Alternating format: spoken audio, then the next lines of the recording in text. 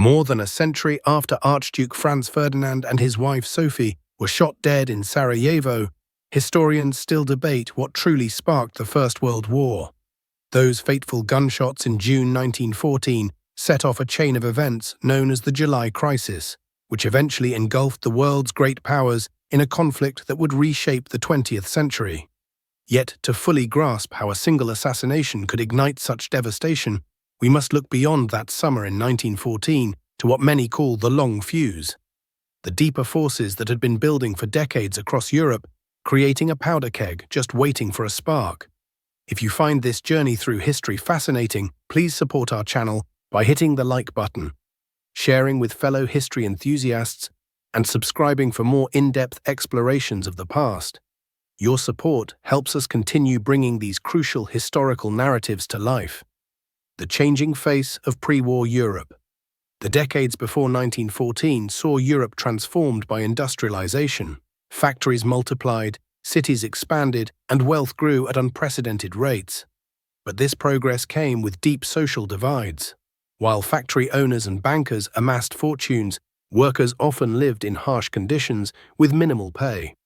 To manage growing unrest among common people, European governments promoted two powerful ideas: nationalism and imperial glory. By encouraging citizens to take pride in their nation and its conquests abroad, ruling classes provided a distraction from problems at home. This approach worked, but created new tensions between countries competing for power and territory. Britain, France, and Russia already controlled vast global empires by the late 1800s. Then a new competitor emerged when several German states united in 1871 to form a single German nation. This newly unified Germany, led by Chancellor Otto von Bismarck and Kaiser Wilhelm I, quickly became an industrial powerhouse. When Kaiser Wilhelm II took power in 1888, he pushed Germany to build its own overseas empire and a mighty navy, what he called Germany's rightful place in the sun. These ambitions directly challenged Britain's naval supremacy and heightened tensions between Europe's major powers, who were already locked in fierce economic and colonial competition. Military themes permeated everyday life across Europe. Newspapers published stories glorifying national armies and navies while demonizing rival nations. Schools taught lessons emphasizing military heroes and national greatness. Even children's toys, novels, and early films centered on warfare, enemy spies, and imperial conquests. This widespread militarization of culture made the idea of war seem normal, even exciting, to many Europeans. Young men in particular were raised to view military service as the highest form of patriotism and masculinity. As tensions grew, European powers raced to build bigger armies and more advanced weapons.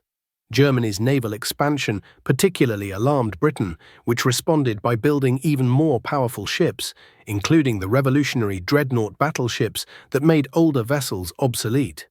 Meanwhile, Russia and Austria-Hungary competed fiercely for influence in the Balkans, where the declining Ottoman Empire had lost most of its European territories. New independent states like Serbia, Bulgaria, and Romania had emerged with Russian support, creating a volatile region where great power interests collided. By 1914, a complex web of alliances divided Europe into opposing camps. The Triple Alliance: Germany, Austria-Hungary, and Italy. Though Italy would ultimately not join when war broke out, the Triple Entente, France, Russia, and Britain had long avoided permanent alliances, a policy known as splendid isolation. But German naval expansion eventually drove the British to strengthen ties with France and Russia. These alliances created a dangerous situation where a conflict between just two countries could rapidly pull in all the major European powers. Each alliance conducted regular military planning for such scenarios, further increasing the risk of escalation. Germany's leaders increasingly felt surrounded by potential enemies: Russia to the east, France to the west, and Britain at sea. This sense of encirclement fueled a growing anxiety in Berlin. German military planners watched with alarm as Russia began modernizing its army and building strategic railways near the German border. To many German leaders, time seemed to be working against them.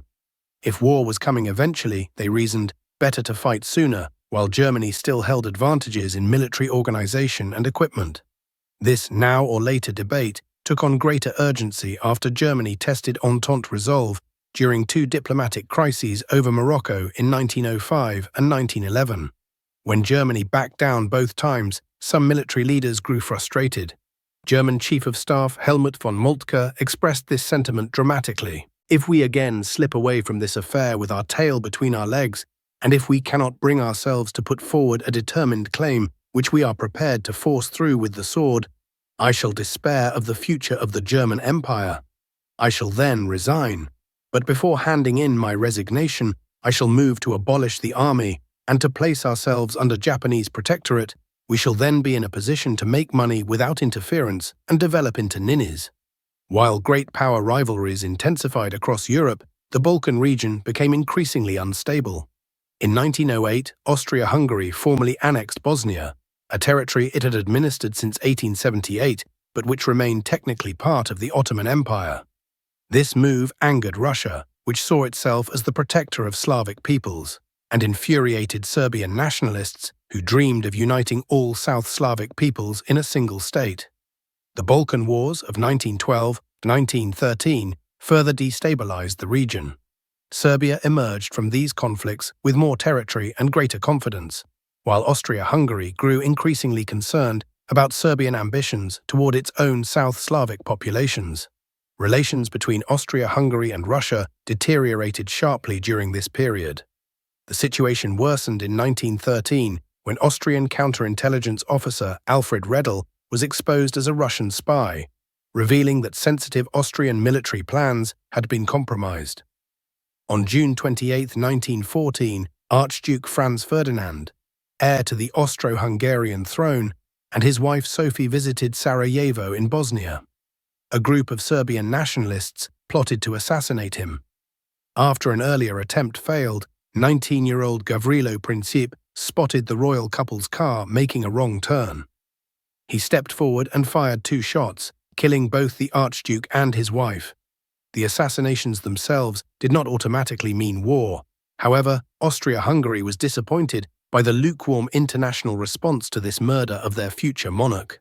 German ambassador to Russia, Friedrich von Portales, observed, "Not only in the press, but also in society, one meets almost only with unfriendly judgments on the murdered Archduke."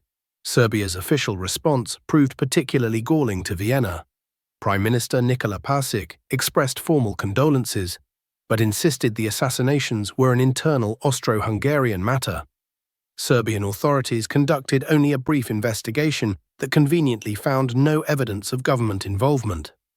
Meanwhile, some Serbian newspapers celebrated the killings or even blamed Austria-Hungary itself.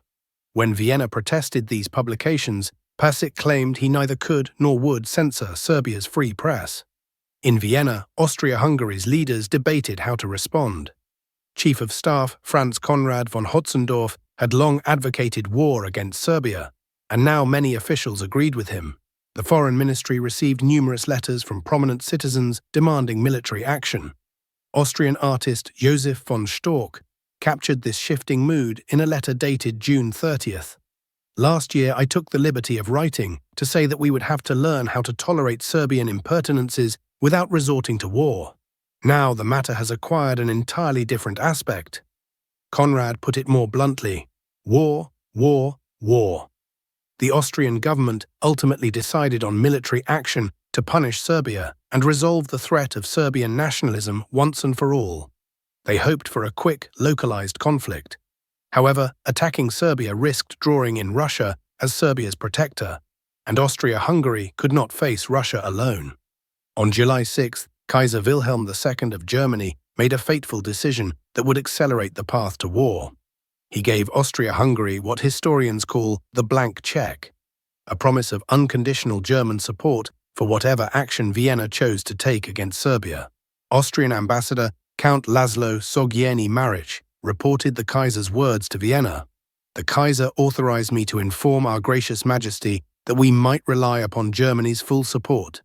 If we had really recognized the necessity of warlike action against Serbia, Kaiser Wilhelm would regret if we did not make use of the present moment, which is all in our favor."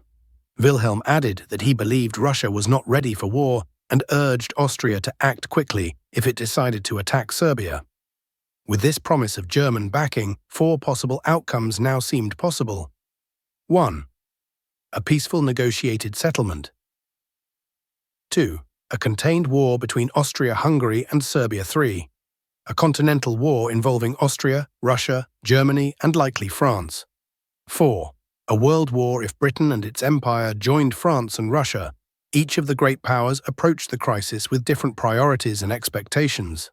The Triple Entente powers generally preferred a negotiated resolution. If that failed, Britain and France hoped to limit any fighting to the Balkans. Russia, however, was more willing to accept a wider war if necessary to protect Serbia and maintain its reputation as defender of Slavic peoples. France was committed to supporting Russia if it came to war and hoped Britain would join them. In Britain, public opinion and many politicians opposed involvement in a continental war. However, Foreign Secretary Edward Grey and others argued that if Germany defeated France and Russia, British security would be gravely threatened. For Germany and Austria-Hungary, a negotiated settlement offered few benefits. It wouldn't resolve the Serbian nationalist threat or improve Austria's position in the Balkans. They preferred a localized Austro-Serbian war, but accepted the risk that Russia might intervene, triggering a wider conflict. German military leaders had long prepared for war against France and Russia simultaneously. Many believed that Russia's growing military power meant Germany's chances would be better if war came sooner rather than later. Victory in such a war would allow Germany to dominate continental Europe. The greatest unknown was Britain's position. If Britain joined France and Russia, Germany's chances of victory would dramatically decrease, the worst possible outcome for Berlin. After receiving Germany's blank check on July 6, Austria-Hungary began planning its move against Serbia. However, the Austrian government was not united. Hungarian Prime Minister István Tisza initially opposed war, fearing that adding more Serbs to the empire would only increase ethnic tensions. Tisza insisted that Austria-Hungary first deliver an ultimatum to Serbia, giving one last chance for peace or providing justification for military action. Crafting this ultimatum took time, and Tisza only approved the final text on July 19. Practical issues caused further delays. Many Austro-Hungarian troops were on harvest leave, and mobilization would take at least 2 weeks. Austrian leaders also wanted to wait until French President Raymond Poincaré and Prime Minister René Viviani finished their scheduled visit to St. Petersburg. If Austria delivered its ultimatum while the French leaders were meeting with their Russian allies, Paris and Moscow might quickly develop a coordinated response. The French-Russian summit took place from July 20, 23, with both sides emphasizing their unity. President Poincaré told the Russians that his main concern was securing British support. "We shall have weighty matters to discuss. I am sure we shall agree on all points. But there is one point that gives me much concern. That is the uncertainty regarding England's attitude. The ultimatum." On July 23, Austria-Hungary finally delivered its ultimatum to Serbia. The document contained 10 demands, including that Serbia suppress anti-Austrian publications and organizations, dismiss officials hostile to Austria-Hungary, arrest specific individuals linked to the assassinations, and allow Austrian officials to participate in investigations on Serbian soil. Most significantly, Point 6 demanded that Austrian officials take part in the investigation relating to those participants in the assassination who are on Serbian territory, essentially requiring Serbia to surrender its judicial sovereignty. Austria deliberately crafted these demands to be unacceptable, ensuring Serbia would reject them and provide justification for war. The ultimatum gave Serbia just 48 hours to respond.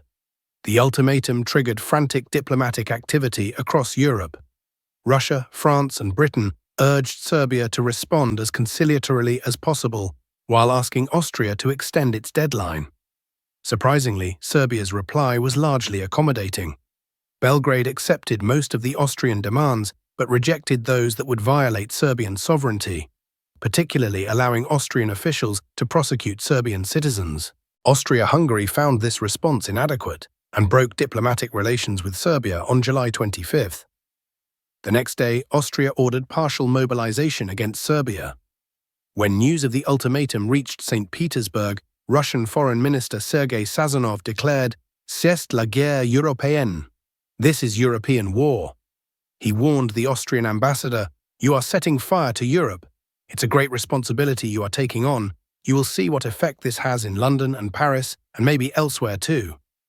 On July 24th, Russia ordered partial mobilization of 4 military districts, followed by the period preparatory to war on July 26th. The Russian army began calling up reservists, gathering supplies and promoting officers. At the same time, Tsar Nicholas II sent a telegram to his cousin, Kaiser Wilhelm II, promising Russia would not attack as long as negotiations continued. The Kaiser was initially encouraged, but Russian military leaders warned the Tsar that partial mobilization would disrupt any potential full mobilization and still alarm Germany. Military and political leaders across Europe faced the same dilemma. If one country mobilized its forces, neighbors would feel compelled to do the same or risk being caught unprepared. With modern railways capable of delivering troops to borders within days, no country felt it could afford to wait.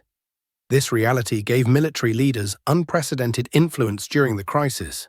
Their insistence on the technical requirements of mobilization often overrode diplomatic considerations. On July 30th, after overcoming hesitation, Tsar Nicholas ordered full Russian mobilization. When Kaiser Wilhelm learned of this, he sent an urgent telegram to his cousin. "The whole weight of the decision lies solely on your shoulders now, who have to bear the responsibility for peace or war. My friendship for you and your empire, transmitted to me by my grandfather on his deathbed, has always been sacred to me, and I have honestly often backed up Russia. The peace of Europe may still be maintained by you if Russia will agree to stop the military measures which must threaten Germany and Austria-Hungary." Britain made a final attempt at mediation, proposing that Austrian forces halt at Belgrade rather than occupying all of Serbia. German Chancellor Theobald von Bethmann-Hollweg, now uncertain about British intentions, tried to rein in Austria-Hungary by supporting this plan. Meanwhile, German Chief of Staff Helmut von Moltke encouraged his Austrian counterpart Conrad to attack Serbia quickly. This contradictory guidance from Berlin prompted Conrad to exclaim, "Who actually rules in Berlin, Bethmann or Moltke?" Austria-Hungary claimed it was too late to change course, and that temporarily occupying Belgrade would not achieve their aims. Moltke began urging his government to declare war, warning that any delay gave Russia an advantage. On July 31st, Germany sent ultimatums to both Russia and France.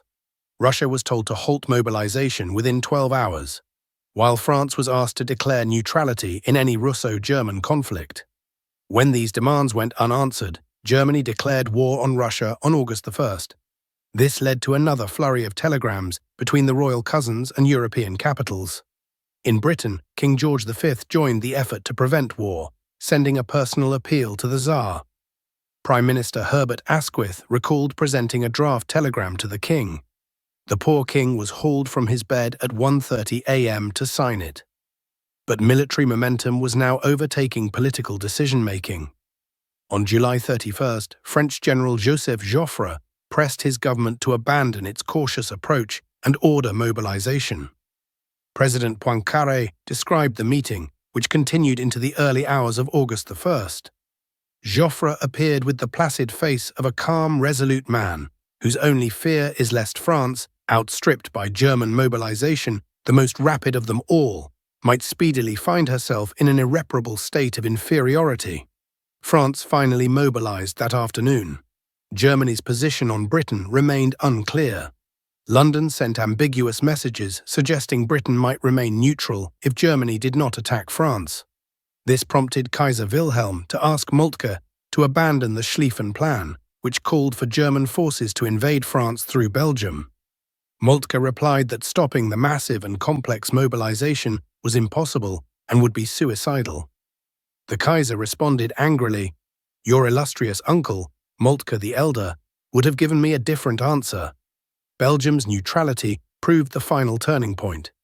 Britain had guaranteed Belgian independence since 1839, and Belgian neutrality was Britain's clearest red line, one that Germany had already decided to cross.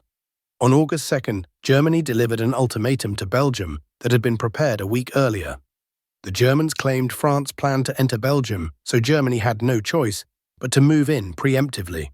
If Belgium resisted, Germany would consider it an enemy. Brussels firmly rejected this demand on August 3rd. The intentions Germany ascribes to France are in contradiction with the formal declarations made to us on August 1st in the name of the French government. Belgium has always been faithful to her international obligations. She has carried out her duties in a spirit of loyal impartiality. She has neglected no effort to maintain or to assure the safeguarding of her neutrality. That same day, Germany declared war on France, falsely claiming that French troops had already attacked German territory. On August 4th, German troops crossed into Belgium, and Britain declared war on Germany. By August 4th, 1914, Europe's great powers were at war. In the following weeks, the conflict would spread globally as colonies and dominions joined the fight, and eventually other nations like the Ottoman Empire, Japan, and the United States would enter the struggle. The First World War would claim roughly 20 million lives over the next 4 years and fundamentally reshape the world order. But even before the armistice in 1918, fierce debates had begun about who bore responsibility for starting the catastrophe. For decades after the war, historians offered different explanations for its outbreak. The Treaty of Versailles famously placed war guilt on Germany, but many scholars concluded that all the powers shared some blame. In the 1960s, German historian Fritz Fischer made a groundbreaking argument that German elites had deliberately planned for war to achieve dominance in Europe.